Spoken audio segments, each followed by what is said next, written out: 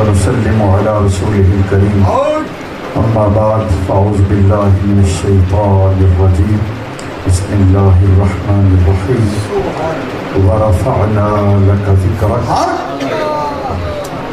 وقال سبحانه وتعالى في القرآن وللآخرة خير لك من الأولى صدق الله مولانا العظيم. وفي رواية قال النبي عليه السلام قال الله عز وجل إذا ذكرت معي أو كما قال صلى الله عليه وسلم.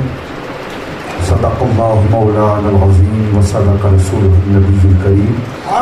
إن الله وملائكته يصلون على النبي يا أيها الذين آمنوا صلوا عليه وسلموا تسليما.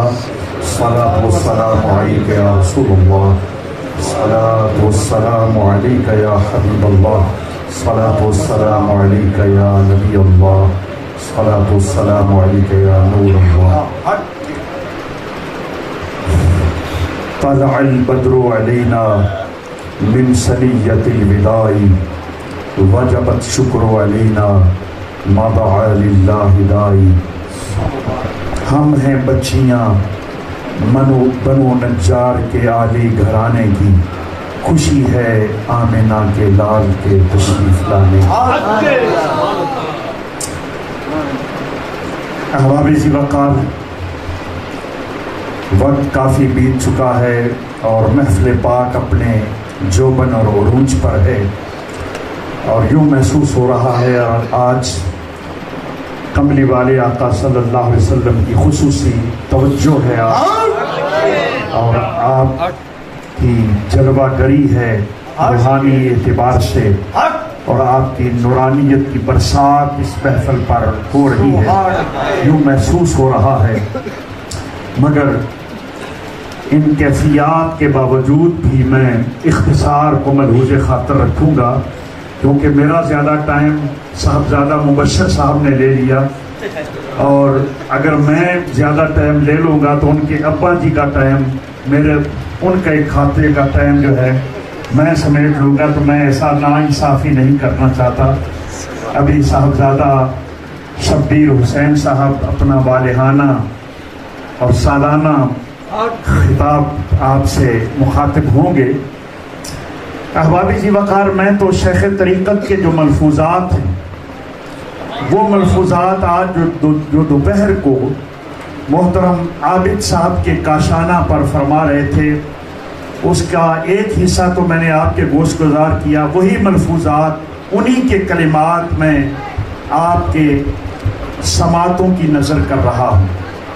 شیخ کے ہی کلمات ہیں، اور وہ اقبال کے ارشاد اور ان کے بقول لوح بھی تو قلم بھی تو تیرا وجود الکتاب. یہ جھگڑا چل پڑا کہ نور محمدی پہلے ہے یا قلم پہلے، نور پہلے ہے یا قلم پہلے، لوح و قلم پہلے ہے یا نور پہلے. تو اللہ والے جو ہوتے ہیں یا اللہ والوں کی جو بارگاہ میں بیٹھنے والے ہوتے ہیں، وہ مناظرہ نہیں کرتے، وہ جھگڑے نہیں کرتے، کیونکہ جھگڑے وہی کرتے ہیں جنہوں نے مشاہدہ نہیں کیا ہوتا، جنہوں نے دیدار نہیں کیا ہوتا. اور جن کو دیدار مل جائے، جن کو آشنائی مل جائے، پھر وہ جھگڑے نہیں کرتے. تو اقبال انہی میں سے ہے، وہ خود بھی اللہ والا ہے، اور اللہ والوں کی مجالس میں بھی اس کو بیٹھنے کا شرف نصیب ہوا. اور اسی لیے انہوں نے متعدد مقامات پر، کبھی اجمیر شریف میں اقبال نظر آتا ہے، کبھی داتا گنج بخش کی چوکھٹ پر نظر آتا ہے، کبھی میاں شیر ربانی شرک پوری رحمت اللہ علیہ کی بارگاہ میں نظر آتا ہے. اور اقبال نے انہی کی بابت کہا تھا، ید بیضا لیے بیٹھے ہیں اپنی آستینوں میں، ید بیضا لیے بیٹھے ہیں. کہاں تو تلاش کرتا ہے موسفی ید بیضا کو، آج بھی اگر ارادت ہے تو دیکھ ان کو، ید بیضا لیے بیٹھے ہیں اپنی آستینوں میں. اور حسن یوسف دم عیسیٰ ید بیضا داری آنچ خوباں ہما دارن تو تنہا داری. احباب ذی وقار، حضرت اقبال فرماتے ہیں انہوں نے جھگڑا کرنے والوں سے تصفیہ کروایا ہے. کہتے ہیں لوح بھی تو قلم بھی تو تیرا وجود الکتاب. میری نگاہ سے دیکھو تو اقبال کہتا ہے کملی والے لوح بھی تیری ذات ہے، قلم بھی تیری ذات گرامی ہے، اور تیری ذات ہی الکتاب ہے، سراپا الکتاب ہے. گویا قلم بھی وجود مصطفیٰ کا مظہر ہے. قلم جب رب تعالیٰ نے نور محمدی کو بنایا تھا تو جب اس کے مختلف حصص بنائے گئے، اس کی تجزی کی گئی، اس کو تقسیم کیا گیا، ڈیوائیڈ کیا گیا، تو رب تعالیٰ نے پہلے حصے سے لوح و قلم کو بنایا. تو اقبال کہتا ہے لوح بھی تو چونکہ لوح و قلم تیرے نور کے اجزاء ہیں، اس لیے حبیب کبریا تیری ذات اصل ہے اور لوح قلم اس کے فروعات ہیں، اس کے اجزاء ہیں.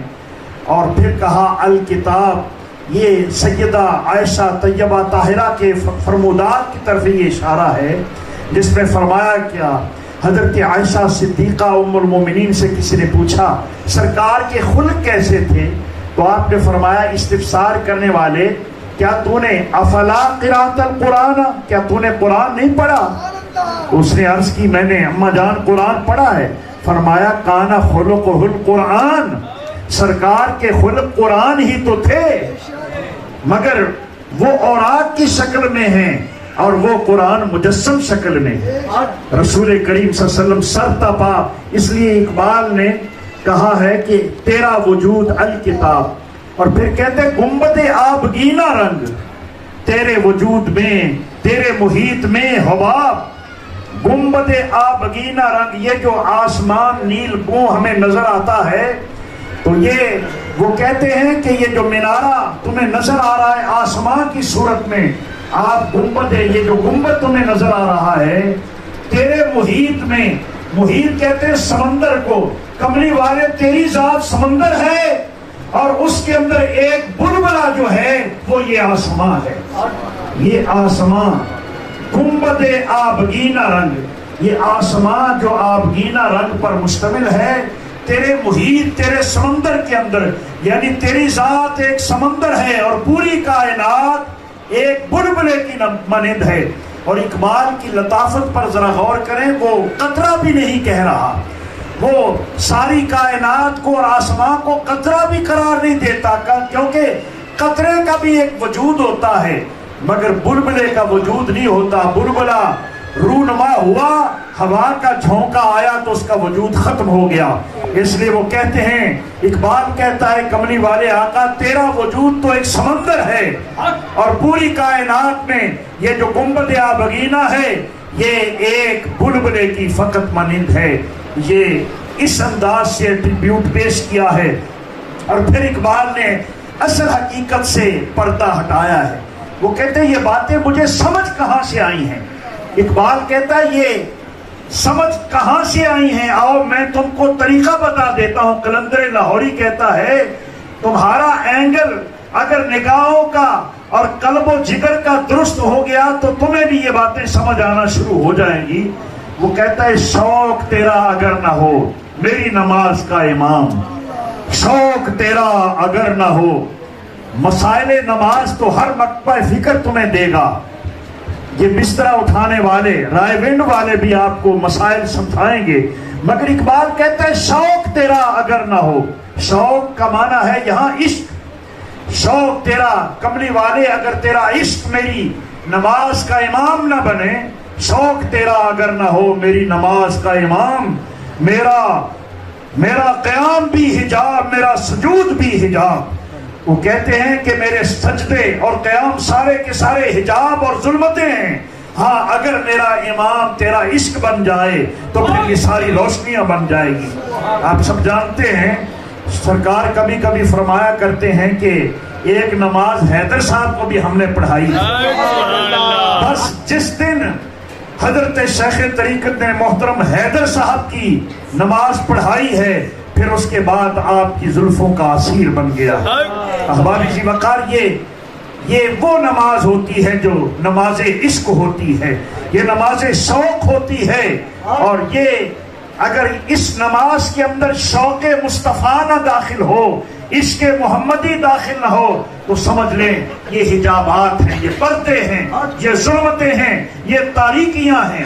اس لیے اقبال سمجھاتا ہے اپنی قوم کو، قلندر لاہوری مصور پاکستان جو real founder of this country ہے، وہ کہتا ہے شوق تیرا اگر نہ ہو میری نماز کا امام، میرا قیام بھی حجاب میرا سجود بھی حجاب۔ اس لیے احباب ذی وقار، ان محافل کا اصل مقصد بھی یہی ہے کہ ہم امت محمدیہ کے اندر وہ ٹوٹا ہوا رشتہ سرکار مدینہ سرور قلب و سینہ سے جوڑا جائے، حب رسول پیدا کیا جائے، اور یہی وہ عشق ہے۔ ہم سمجھتے ہیں کہ شاید ایٹمی توانائی میں سب سے زیادہ قوت ہے، یہی سمجھا جاتا ہے، مگر اقبال کہتا ہے لوگوں ایٹمی قوتیں بجا سہی وہ بھی تیار کرو، مگر اس سے بھی اگر بڑی قوت ہے تو وہ کہتے ہیں وہ عشق محمد مصطفیٰ ہے۔ کہتے ہیں قوت عشق سے ہر پست کو بالا کر دے، دہر میں اس میں محمد سے اجالا کر دے۔ بہت سی خوبصورت نعتیں ہمارے کراچی سے آنے والے مہمانوں نے پڑھی ہیں، یہاں کے جتنے بھی ہمارے سرکار کے درباری نعت خواں ہیں، محترم وقار نقشبندی صاحب گاہے گاہے، چونکہ آج کل ان کا عروج ہے نا، اس لیے دربار پر پھر درباری جو نعت خواں ہوتے ہیں وہ دور دراز کا سفر کرتے ہیں اور اپنی اصل کو بھی فراموش کر جاتے ہیں، بھول جاتے ہیں، تو وقار نقشبندی صاحب خصوصی کرم سے اللہ نے ان کو نوازا ہے۔ اللہ تعالیٰ اپنی نوازشات کے اندر اور خیر و برکت عطا فرمائے، مگر یاد رکھیں کہ اپنی اصل سے اپنا رابطہ استوار رکھیں، جہاں بھی جائیں، دنیا کے کسی حصے میں جائیں، مگر اپنی اصل سے ہمیشہ، کیونکہ کہا جاتا ہے کل شین یرجع الی اصلہ۔ یہ برادران مجھے سارے نظر آ رہے ہیں شبیر صاحب کی قیادت کے اندر، تو مجھے بڑی انبساط قلبی محسوس ہو رہی ہے۔ یہ خانوادہ اللہ اس کو آباد و شاد رکھے، یہ خانوادہ صرف وہی نہیں، آپ بھی سرکار کا خانوادہ ہے، شیخ طریقت کی آپ مانوی ذریت ہیں، وہ جسمانی ذریت ہے، آپ روحانی ذریت ہیں، آپ بھی ایک ہی خاندان کے افراد ہیں، اور یہ ایک نیا خاندان ہے جو ہجرت کے بعد شیخ نے یہاں آ کر آباد کیا ہے، اور یہ قدرتی بات ہوتی ہے، یہ ہجرت جو ہوتی ہے یہ ٹرننگ پوائنٹ ہوتی ہے۔